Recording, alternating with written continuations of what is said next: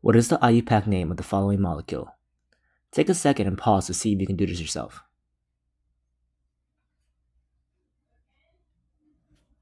The first step to determine the IUPAC name of a molecule is to identify the longest carbon chain and its substituents, and then number that chain based on the priority groups, so that the priority substituents have the lowest number. Since in this molecule, there's no priority group because there are only alkyl substituents, we just want to have the lowest number possible.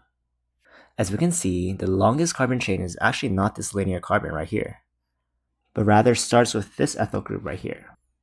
We can either label the carbon chain starting from the top ethyl group, or at this other end part right here.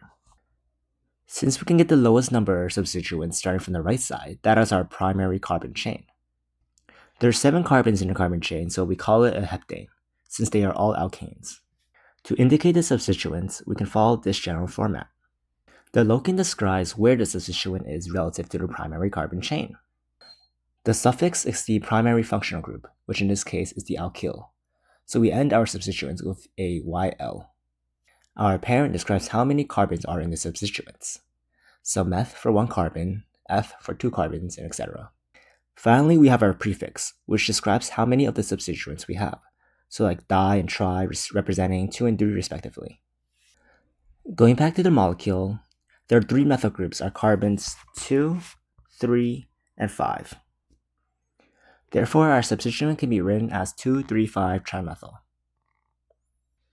So now we can go back to the original question, and we can combine the substituents and the primary carbon chain together to get 2,3,5-trimethyl heptane.